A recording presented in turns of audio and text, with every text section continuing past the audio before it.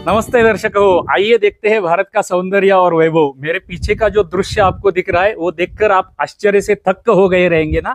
ये थक्क करने वाला ही मंदिर आज हम आपको दिखाने वाले हैं। इस मंदिर का नाम है श्री गोंदेश्वर मंदिर, सिन्नर।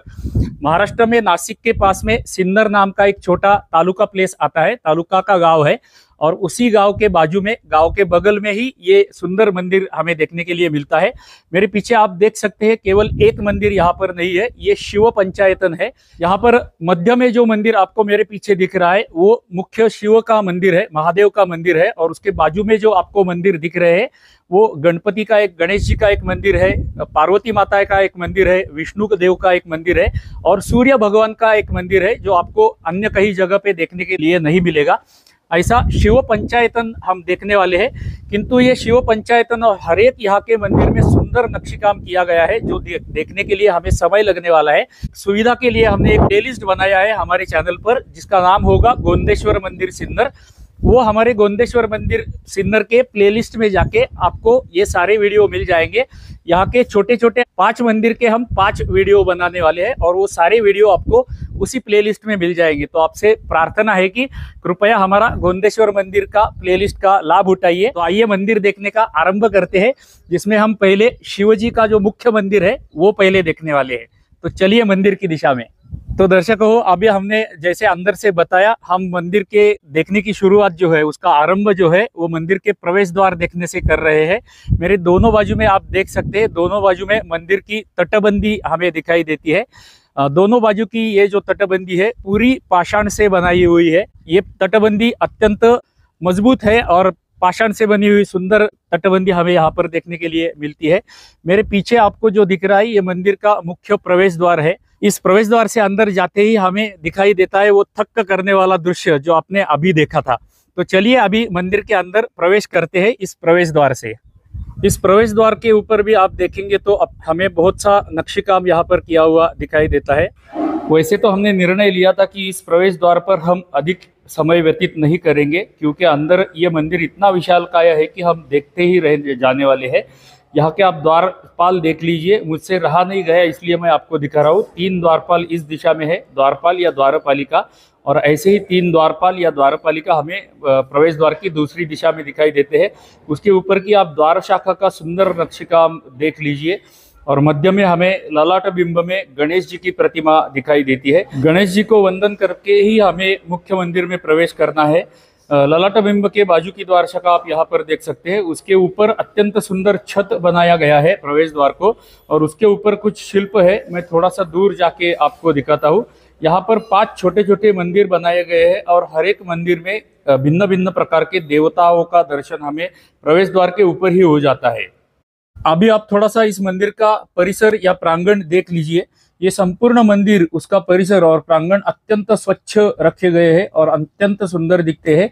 इस मंदिर की साफ सफाई का काम जो है, हमें सामने जो 2 बंधु दिख रहे हैं, ये 2 बंधु इस मंदिर के प्रांगण की सफाई करते हैं। दोनों बंधुओं को हमारी ओर से धन्यवाद, तथा इतिहास पुरातत्व विभाग ने इतनी सुंदर व्यवस्था रखी है तो उनको भी हमारी ओर से अत्यंत धन्यवाद है। यहाँ पर आप देख सकते हैं मेरे पीछे एक बड़ा प्लेटफॉर्म बनाया हुआ है और भूमि से कुछ फुट ऊंचाई पर एक प्लेटफॉर्म बनाया गया है और वो प्लेटफॉर्म के ऊपर ये सारे मंदिर बनाए गए हैं। अभी हम इस द्वार से अंदर आए थे। ये दक्षिण दिशा का द्वार है, इसलिए इसे दक्षिण द्वार बोलते हैं। यहाँ से हम बाई तरफ में थोड़ा सा देखेंगे तो बाई तरफ में हमें एक द्वार दिखाई देता है, जो पूर्व दिशा में द्वार है। वहां से सूर्य देवता उगते हैं और पूर्व दिशा का जो द्वार है वो द्वार के अंदर एक हमें स्वर्ग मंडप दिखाई देता है। ये स्वर्ग मंडप भी अत्यंत देखने जैसा है, वो स्वर्ग मंडप भी हम देखने वाले हैं। वहां से थोड़ा सा आगे आते ही हमें ये नंदी मंडप लगता है, तो प्राचीन कालावधि में ये मुख्य प्रवेश द्वार होगा। हमें ये प्रवेश द्वार वहां पर जाके स्वर्ग मंडप भी देखना है और उसके आगे का नंदी मंडप भी अंदर जाकर देखना है। अभी आप जो स्क्रीन के ऊपर देख रहे हैं ये पूर्व दिशा का प्रवेश द्वार है, जहां पर हम समीप आए हुए हैं।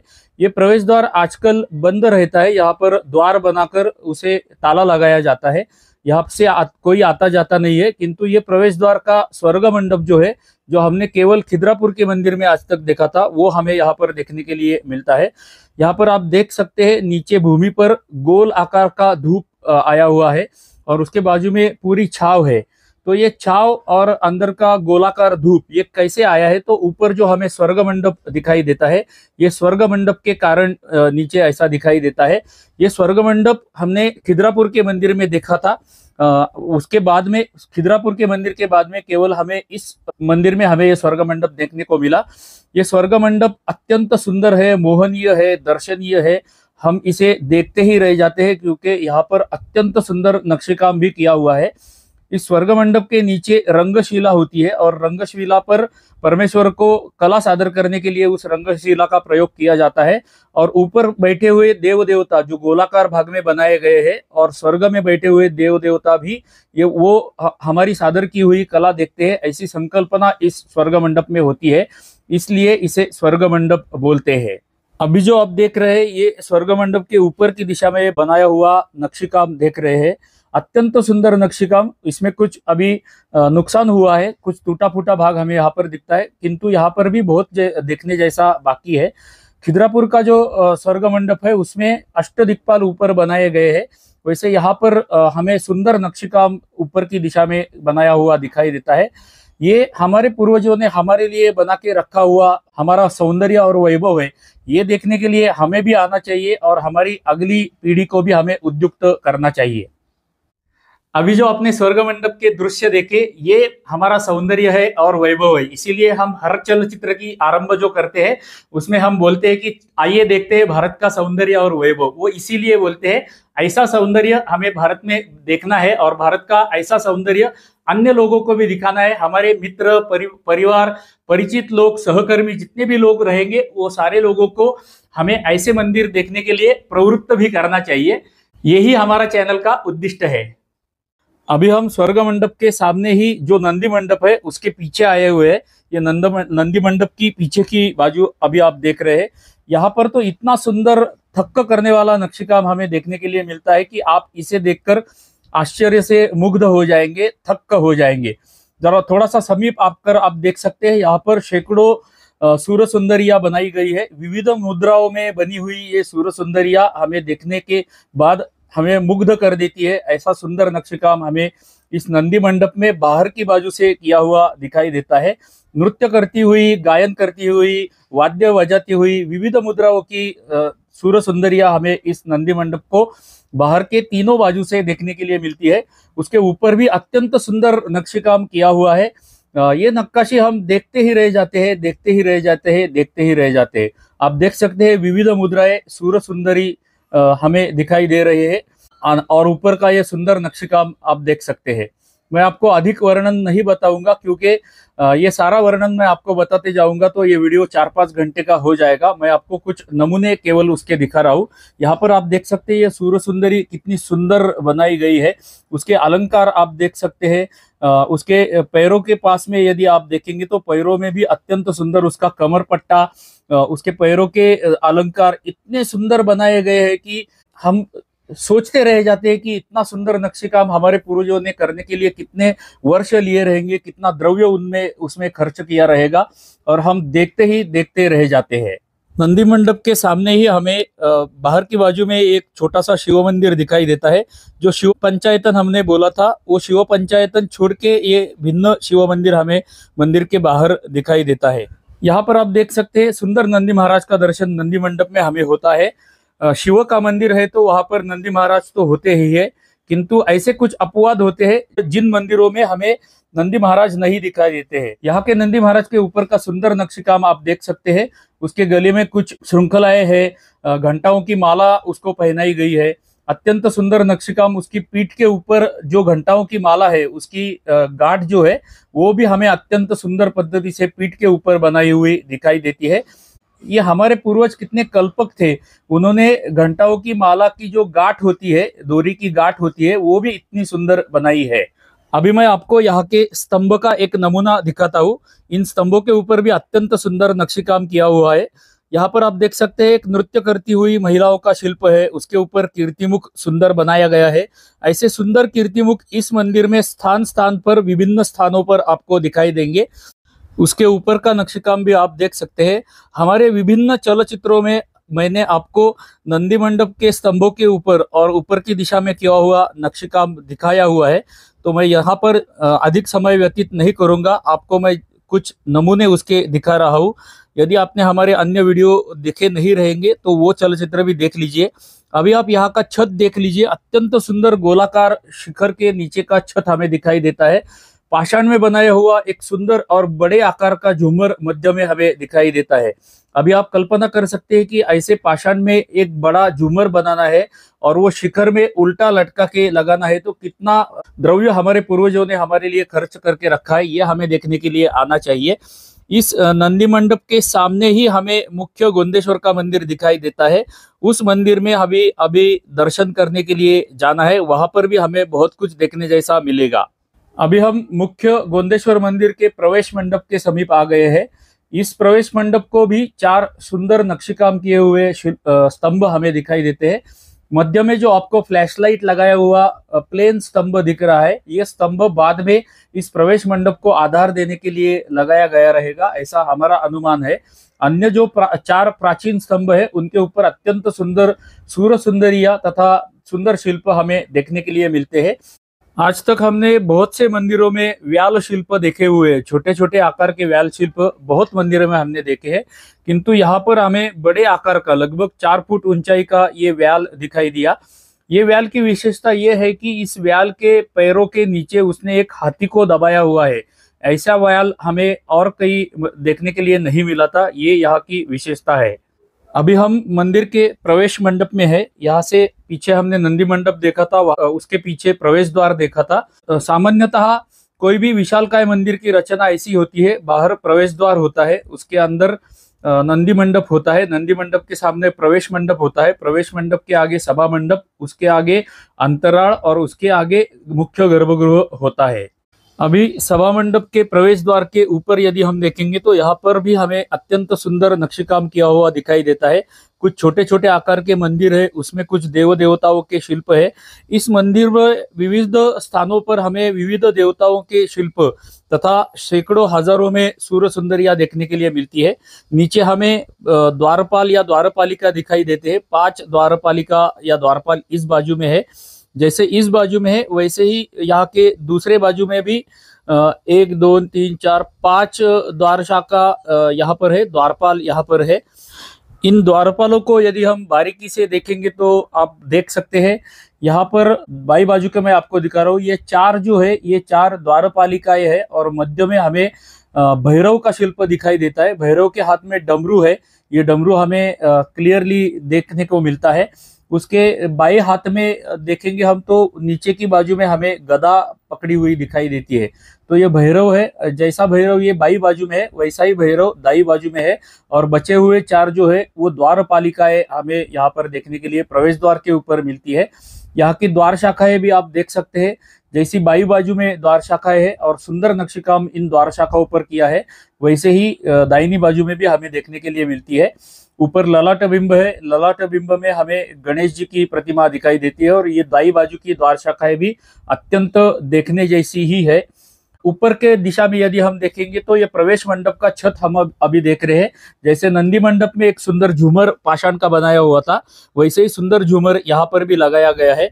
प्रवेश द्वार के ऊपर यदि हम देखेंगे तो विभिन्न देव देवताओं के छोटे आकार के मंदिर हमें देखने के लिए मिलते हैं। इस मंदिर में सारे बाजुओं में सूर्य सुंदरिया, विभिन्न देव देवताओं के छोटे छोटे मंदिर, व्याल शिल्प, कीर्तिमुख, ऐसे बहुत से स्थानों पर हमें देखने के लिए मिलते हैं। हम अभी सभा मंडप में प्रवेश कर चुके हैं। ये सभा मंडप में भी बहुत से स्तंभ हमें दिखाई देते हैं, जिन स्तंभों के ऊपर अत्यंत सुंदर नक्शेकाम और विभिन्न प्रकार के शिल्प बनाए हुए हमें देखने के लिए मिलते हैं। हम सारे स्तंभ और सारे शिल्प तो हम आपको नहीं दिखा सकते क्योंकि समय बहुत लगेगा और आप इतना लंबा चलचित्र देखेंगे नहीं, तो कुछ नमूने यहाँ के हम आपको दिखाते हैं, वो आप देख लेंगे तो आपको पूरे सभा मंडप के शिल्पों की कल्पना आ जाएगी। थोड़ा सा समीप आकर आप देख सकते हैं, महेश अभी जो दिखा रहा है ये युद्ध प्रसंग एक दिखाया जा रहा है। इस युद्ध प्रसंग में दोनों जो व्यक्ति है उनके हाथों में भाला या तलवार लिए हुए हमें दिखाई देते हैं, तो ये युद्ध का प्रसंग हमें इस स्तंभ पर देखने को मिला। इस मंदिर के सारे स्तंभों के ऊपर ऐसे विभिन्न प्रकार के शिल्प हमें देखने के लिए मिलते हैं। ये दूसरे शिल्प का नमूना आप देखेंगे तो यहाँ पर दोनों बाजू में वादन करने वाले वादक है और मध्य में नृत्य करती हुई नर्तिका हमें दिखाई देती है। तो युद्ध का एक प्रसंग हमने देखा, गायन वादन या नृत्य का प्रसंग एक हमने देखा। ऐसे बहुत से प्रसंग इस सभा मंडप के स्तंभों के ऊपर दिखाए गए हैं। नीचे यदि आप देखेंगे तो मध्य में एक देवता दिखाई गई है और हाथ में चौरिया ली हुई देवता की सेवा करने वाले दो लोग इस शिल्प में दिखाई देते हैं। उसके नीचे आप देखेंगे तो हमें नीचे सुंदर नक्शीकाम और एक सूर्य सुंदरी देखने के लिए मिलती है। ये सूर्य सुंदरी भी अत्यंत देखने जैसी है। इसके अलंकार जो है, उसके पैरों के या कमर के जो अलंकार है, अत्यंत सुंदर पद्धति से गेहूं या चावल के दाने के आकार का नक्शीकाम इस सूर्य सुंदरी पर किया हुआ है। और ऐसी सैकड़ों सूर्य सुंदरियां हमें इस मंदिर में सारे जगह पे देखने के लिए मिलती है। नीचे इसी स्तंभ के नीचे हमें एक भगवान शिव का शिल्प देखने के लिए मिलता है। ऐसे भगवान शिव के शिल्प भी बहुत से स्थानों पर हमें इस मंदिर में देखने के लिए मिलते हैं। हम आपको केवल उसके कुछ नमूने दिखा रहे हैं क्योंकि हमारे पास समय की मर्यादा है। अगला नमूना आप देख लीजिए। इस स्तंभ पर एक सुंदर कीर्तिमुख बनाया गया है और जैसा मैंने बोला, ऐसे सैकड़ों कीर्तिमुख हमें स्थान स्थान पर देखने के लिए मिलते हैं।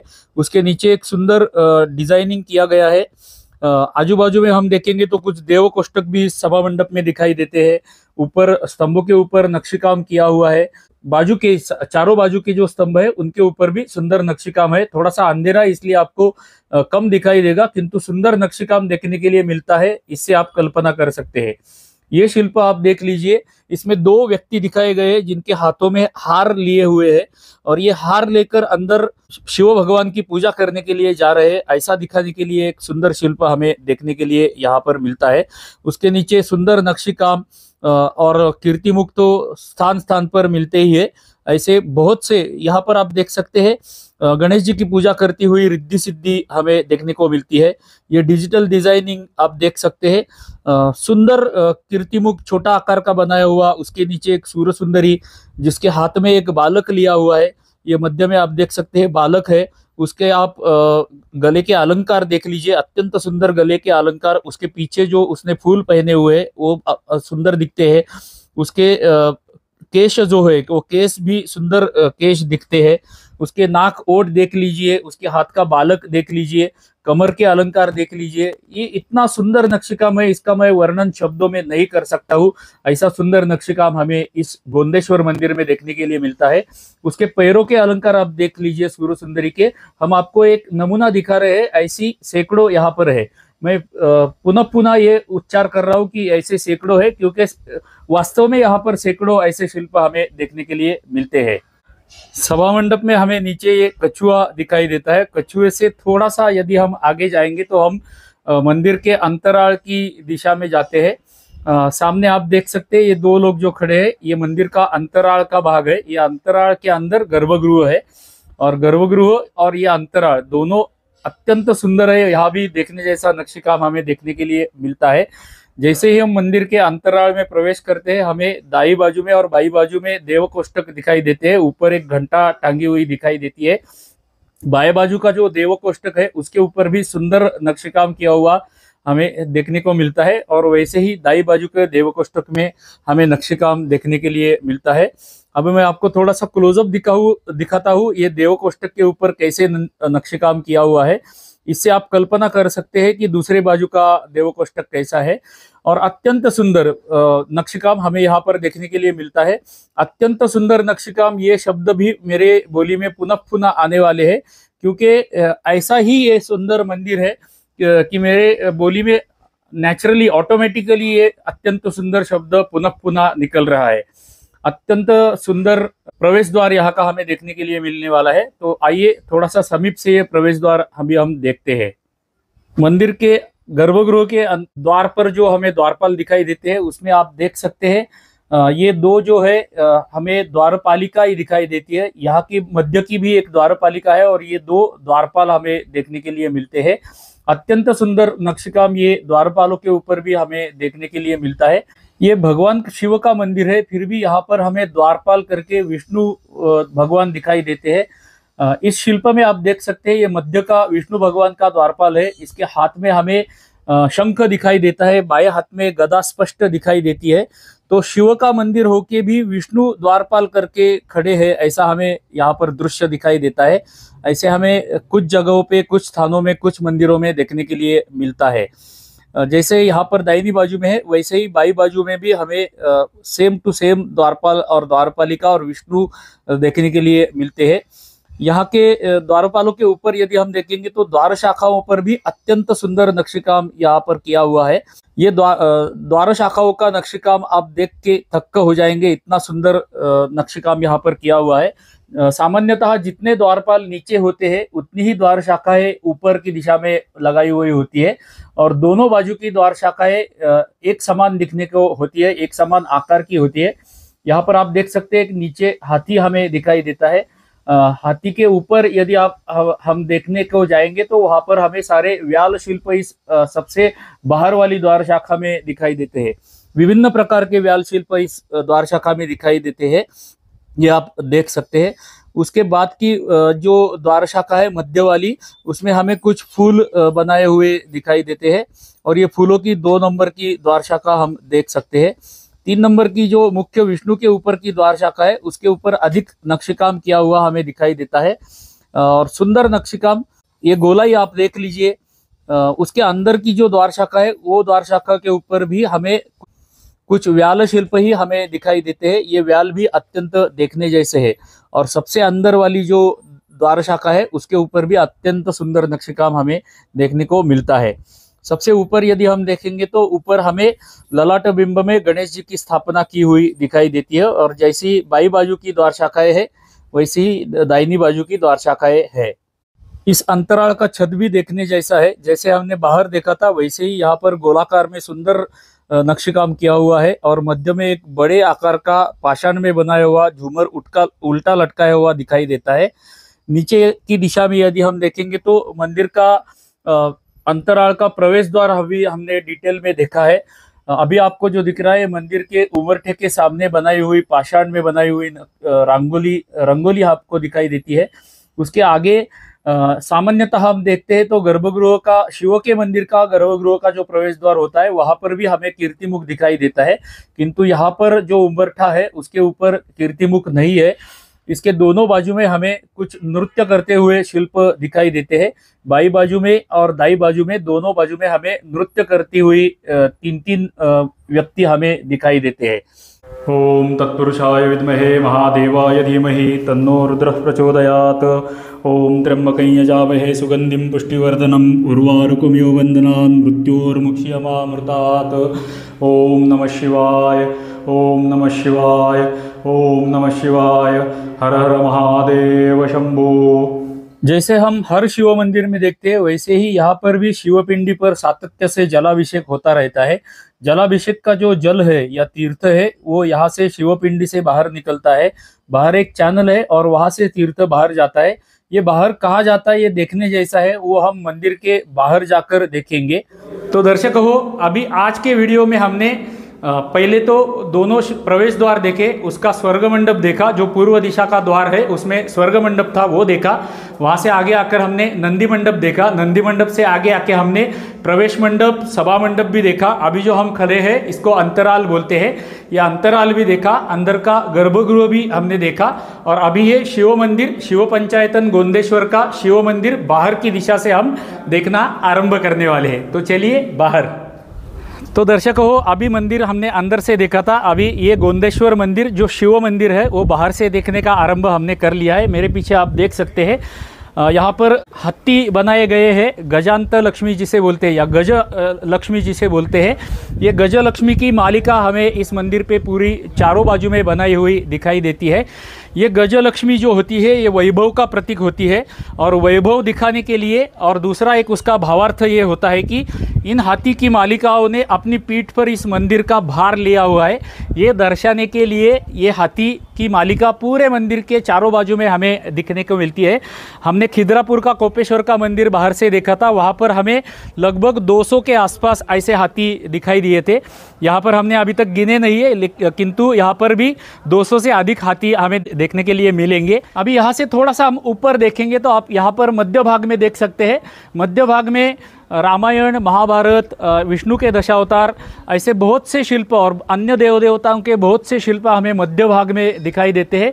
मध्य में हमें एक देव कोष्टक भी दिखाई देता है और वो मध्य भाग के ऊपर यदि हम देखेंगे तो भूमिज पद्धति का शिखर हमें देखने के लिए मिलता है। सबसे नीचे जो होता है शिखर का बेस जो होता है वो सबसे बड़ा होता है, उससे थोड़ा छोटा ऊपर का होता है, थोड़ा छोटा और ऊपर का होता है। ऐसे भूमिज पद्धति से एक के अंदर से दूसरा निकल रहा है, ऐसा दिखाने वाला ये भूमिज पद्धति का शिखर इस मंदिर को हमें देखने के लिए मिलता है। तो इस मंदिर पे बहुत सारे शिल्प है, सारों का वर्णन हम नहीं कर सकते क्योंकि वीडियो 4-5 घंटे का हो जाएगा। तो आपको हम उसके केवल क्षण चित्र अभी दिखाने वाले हैं। पार्श्व संगीत लगा के आपको हम कुछ क्षण चित्र दिखाएंगे, वो आप देखते रहिए और उसका आनंद लीजिए। मंदिर के बाहरी बाजू का एक नमूना शिल्प आपको हम अभी दिखाते हैं। 3 मुखौटे हैं इसको, उसके ऊपर सुंदर नक्शीकाम किया गया है। ये तीनों मुखौटे अभी क्लियरली हमें देखने के लिए मिलते हैं। 4 हाथ थे इस मूर्ति को, किंतु अभी वो तोड़े गए हैं, मुगलों द्वारा, आतताइयों द्वारा तोड़े गए हैं। नीचे आप देख सकते हैं कमर के अलंकार उसके सुंदर दिखते हैं, पैरों के अलंकार भी अत्यंत सुंदर पद्धति से हमें देखने के लिए मिलते हैं। नीचे एक मोर दिखाया गया है, ये मोर भी सुंदर दिखता है और 2 बाजू में 2 व्याल जैसे कुछ शिल्प हमें देखने के लिए मिलते हैं। ये हमने आपको केवल बाहरी बाजू का एक नमूना शिल्प दिखाया। अभी हम मंदिर आपको बाहर सी दिशा से दिखाने वाले हैं, आप उसका आनंद लीजिए।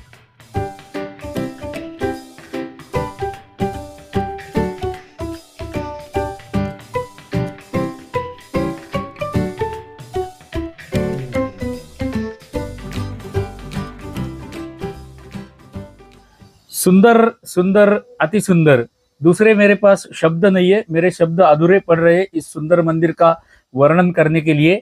पाषाण एक दूसरे के ऊपर रखकर शुष्क सांदा पद्धति से, ड्राई जॉइंट पद्धति से इस मंदिर की 13वीं शताब्दी में निर्मित की गई थी। ये वैभव भारत का वैभव है और भारत का सौंदर्य है, ये वैभव हमें देखने के लिए आना चाहिए। आज हम इस गोंदेश्वर मंदिर का केवल शिव मंदिर देख रहे हैं। ये गोंदेश्वर मंदिर नासिक के पास में केवल 40-50 किलोमीटर के अंतर पर सिन्नर गांव में है। यदि आप नासिक भाग में त्र्यंबकेश्वर का दर्शन करने के लिए आएंगे तो 40-50 किलोमीटर पे दूर ये सुंदर मंदिर देखने के लिए भी अवश्य आइएगा।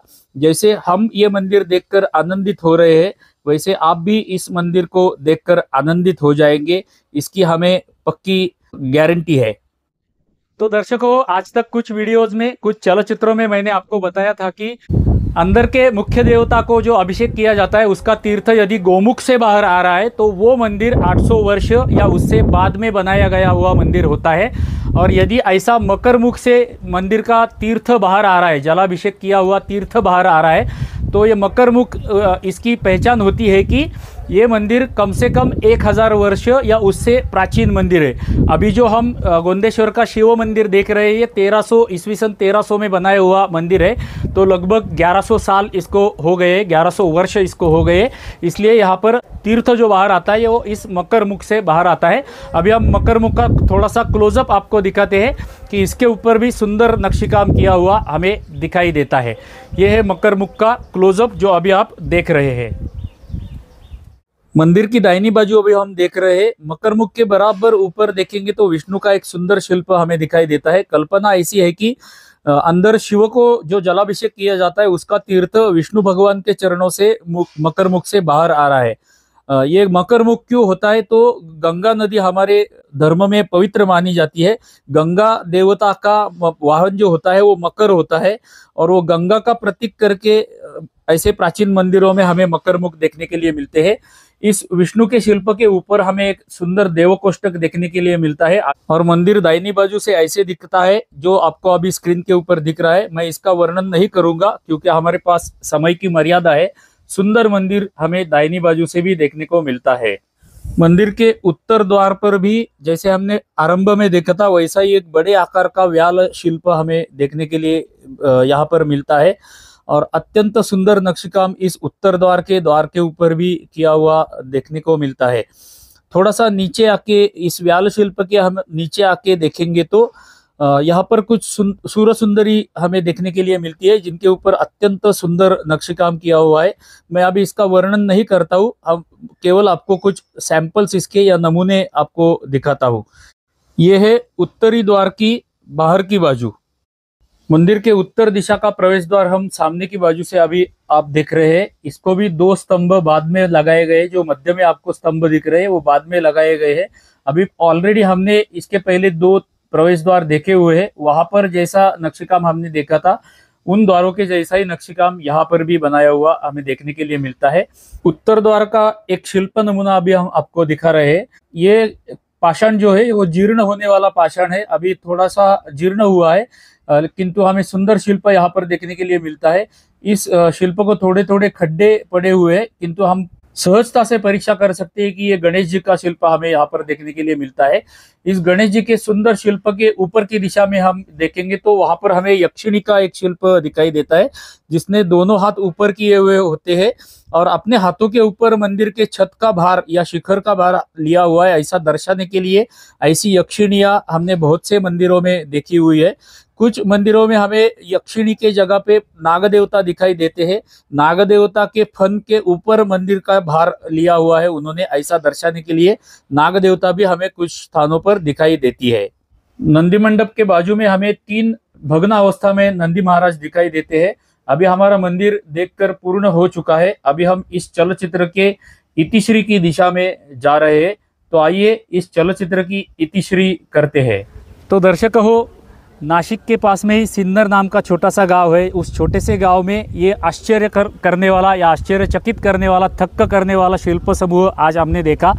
यहाँ के शिव पंचायतन में 5 मंदिर है, उसमें से केवल शिव का मंदिर हमने अभी देखा है। अगले 4 चलचित्रों में हम यहाँ के अन्य 4 मंदिर देखने वाले हैं, जो सूर्य देवता का एक मंदिर है, पार्वती माता का एक मंदिर है, गणेश जी का एक मंदिर है और विष्णु देव का एक मंदिर है। तो आगे आने वाले 4 चलचित्रों में आपको वो मंदिर संक्षिप्त में देखने के लिए मिलेंगे।